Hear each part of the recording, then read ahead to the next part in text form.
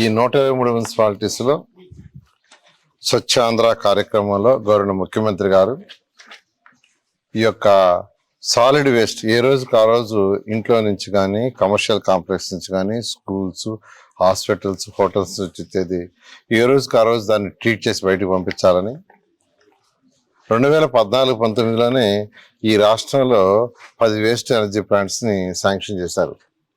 అయితే ప్రభుత్వం మారేటప్పటికి 2 చాలా అడ్వాన్స్లో ఉన్నాయి. ఒకటి గుంటూరు, 2 విశాఖపట్నం.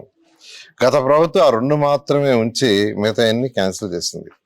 అంటే వాళ్ళకి అవగాహన లేక. ఈరోజు ప్రపంచంలో ఒకసారి స్టడీ చేస్తే చైనాలో 1100 ప్లాంట్లు ఉన్నాయి వేస్ట్ ఎనర్జీ ప్లాంట్స్, జపాన్లో 1000 ఉన్నాయి. చిన్న కంట్రీ సింగపూర్, వాళ్ళ దగ్గర 4 ఉన్నాయి.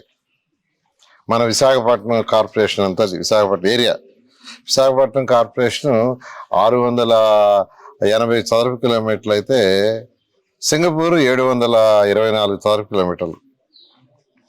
వాళ్ళకే 4 ప్లాంట్లు ఉన్నాయి, ఒక్కొక్కటి 1000 టన్స్. అయితే ఈ ప్రభుత్వం రాగానే గౌరవ ముఖ్యమంత్రి గారు మరొక 6 ప్లాంట్లు శాంక్షన్ చేశారు. అవి కూడా వేగవంతంగా ఇప్పుడు వర్క్ జరుగుతున్నాయి. అయితే ఆ ప్లాంట్లు వచ్చేలాగా మరొక 2 సంవత్సరాలు పడుతుంది. ఎందుకంటే దానికి పెద్ద ఒక్కొక్క దానికి 400 నుంచి 500 కోట్లు క్యాపిటల్ ఇన్వెస్ట్మెంట్ అవుతుంది. అంతేకాని బాయిలర్స్ అవన్నీ కూడా వాళ్ళు ఆర్డర్ ఇచ్చుకుంటే కనీసం అవి 8 నెలలు పడుతుంది. అయితే ఈ లోపల ప్రాసెసింగ్ చేసి వేస్ట్ బయటికి పంపించాలని ప్రాసెసింగ్ ప్లాంట్స్ని ఈరోజు 107 ఈరోజు శాంక్షన్ చేసాం. మొత్తం ఉన్న 123 మున్సిపాలిటీస్లో మిగతా మున్సిపాలిటీస్లో అంతా ఈరోజు విశాఖపట్నం కానీ గుంటూరులో ఉన్న 2 ప్లాంట్స్లో మిగిలిన మున్సిపాలిటీలు వచ్చే చెత్త అంతా దాంట్లోకి పోతుంది. అయితే వేస్ట్ ఎనర్జీ ప్లాంట్స్కి ఏ మున్సిపాలిటీస్ నుంచి అయితే వేస్ట్ పోదో మిగిలిన 107 మున్సిపాలిటీస్లో ఈ యొక్క ప్రాసెసింగ్ ప్లాంట్స్ని శాంక్షన్ చేయడం జరిగింది. ఈరోజు ఎంతో వేగవంతంగా జరుగుతుంది. వీటన్నిటిలో కల్లా ఈరోజు కొండపల్లి మున్సిపాలిటీలో జరుగుతున్న వేస్ట్ ఎనర్జీ చాలా అడ్వాన్స్ అంటే ఆల్మోస్ట్ అయిపోయింది. ఈ ప్లాంట్ ఆల్మోస్ట్ అయిపోయింది. ఆ ఏజెన్సీతో ఎవరైతే ఉంటే సార్ మా ప్లాంట్ అయిపోయింది, ఓన్లీ పెయింటింగ్ వర్క్ జరుగుతుంది, మరొక 4-5 రోజుల్లో హ్యాండ్ ఓవర్ చేస్తాం మున్సిపాలిటీకి అన్నారు. ఆ నేపథ్యంలో నేను, ఎమ్మెల్యే గారు, మరియు ఇక్కడ ఉన్న వార్డు ఎవరైతే ఉండారో వాళ్ళందరూ కూడా యాక్చువల్గా రావటం జరిగింది, ఇది చూడటం జరిగింది. నిజంగా పూర్తి చేశారు. ఇది పూర్తి చేసిన వాళ్ళు నిజంగా నేను అభినందిస్తున్నాను. ఈ 107 ప్లాంట్లు పూర్తయితే 5350 టన్నులు 5350 టన్నులు ప్రాసెస్ అయ్యి ఏ రోజుకి ఆ రోజు చెత్త బయటకు వెళ్ళిపోతుంది. దాన్ని ప్రాసెస్ చేస్తారు, సెగ్రిగేట్ చేస్తారు, ప్లాస్టిక్ అయిన సపరేట్ చేస్తారు, అదేవిధంగా డ్రై అంతా సపరేట్ చేస్తారు, వెట్ అంతా సపరేట్ చేస్తారు, మెన్నూరు చేయాల్సిన దానిలో నుంచి మెన్నూరు వస్తుంది. తర్వాత ప్లాస్టిక్ని వాటిని ఏదైతే ఫ్యాక్టరీలు పంపించి మళ్ళీ రీసైక్లింగ్కి ఈ విధంగా చేసే కార్యక్రమే ఈ ప్రాసెసింగ్ది. ఈరోజు గౌరవ ముఖ్యమంత్రి గారి యొక్క ఆదేశంతో ఇవన్నీ కూడా జూన్ ఎండ్ లేదా జూలై మిడిల్కి పూర్తి అయ్యేటట్టుగా ఏజెన్సీస్కి ఇన్స్ట్రక్షన్స్ ఇచ్చాం, ఇన్ని చేస్తారు. వాటిలో ఈరోజు ఏదైతే కొండపల్లిలో అడ్వాన్స్గా ఆల్మోస్ట్ కంప్లీట్ చేశారో ఇది చేసిన ఇక్కడ లోకల్ నాయకుల్ని అప్రిషియేట్ చేస్తున్నాను, ఎందుకంటే వాళ్ళందరూ సపోర్ట్ చేయాలి. అదేవిధంగా ఏజెన్సీని కూడా నేను నిజంగా అప్రిషియేట్ చేస్తున్నాను. దీనికి దాదాపు ప్రాజెక్ట్ వ్యయం 525 కోట్లు. ఈ ప్రాజెక్టుకి 525 కోట్లు అవుతుంది.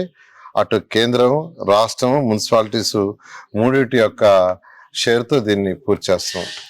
అయితే గత ప్రభుత్వం తీసుకుంటే చెత్త పన్నేసింది, ప్రజల మీద చెత్త పన్నేసింది, కానీ చెత్తను తొలగించకుండా చెత్త ప్రభుత్వం లక్షల కొద్ది టన్నుల చెత్తను వదిలేసిపోయింది. ఎంత చెత్త వదిలేసిపోయిందంటే 2024 అక్టోబర్ 2వ తేదీ గౌరవనీయ ముఖ్యమంత్రి గారు మచిలీపట్నంలో స్వచ్ఛాంధ్ర కార్యక్రమం చేస్తూ నన్ను చూపించి అన్నాడు, నారాయణ ఎంత చెత్త ఉందని. సార్ గ్రౌండ్ పైన అబౌవ్ తీసుకుంటే 85 లక్షలు వచ్చింది, గ్రౌండ్ కింద ఎంత ఉందో తెలియదంటే ఆ 85 లక్షలు ఎప్పుడు పూర్తి చేస్తాను అడిగారు. 2-3 సంవత్సరాలు పూర్తి చేస్తాను. కాదు నాకు 1 yearలో పూర్తి చేయాలి, 2025 అక్టోబర్ 2కు పూర్తి చేయాలంటే మా అధికారులు లోకల్ పొలిటీషియన్స్ అందరి సపోర్ట్తో 2025 అక్టోబర్ 2కి 85 లక్షలు పూర్తి చేశారు. గత ప్రభుత్వం చెత్త పన్నేసి చెత్తను కూడా తొలగించకుండా కుప్పలుగా చెత్త వదిలేసిపోతే. సో 85 లక్షలు పూర్తయిన తర్వాత మళ్ళీ అధికారులని గ్రౌండ్ కింద ఉండేది ఎస్టిమేట్ చేయమని. ఎందుకంటే కొన్ని దగ్గర 4 మీటర్లు ఉంది, 5 మీటర్లు ఉంది, 7 మీటర్లు ఉంది, 3 మీటర్లు. అదంతా ఎస్టిమేట్ చేస్తే ఇప్పటికి మొత్తం 153 లక్షల టన్నులు వచ్చింది. అది కూడా ఆల్మోస్ట్ అయిపోయింది. బహుశా జూన్ ఎండింగ్కి ఆల్మోస్ట్ 100 మున్సిపాలిటీస్లో అయితే పూర్తిగా తొలగించేశారు.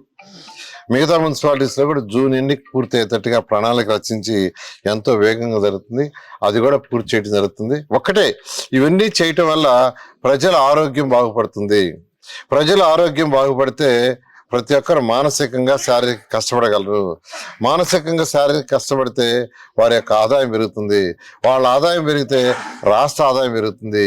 రాష్ట్ర ఆదాయం పెరిగితే సంక్షేమ అభివృద్ధి రెండు చేయొచ్చు అనేది గౌరవ ముఖ్యమంత్రి గారు ఒక విజన్ నాయకుడు.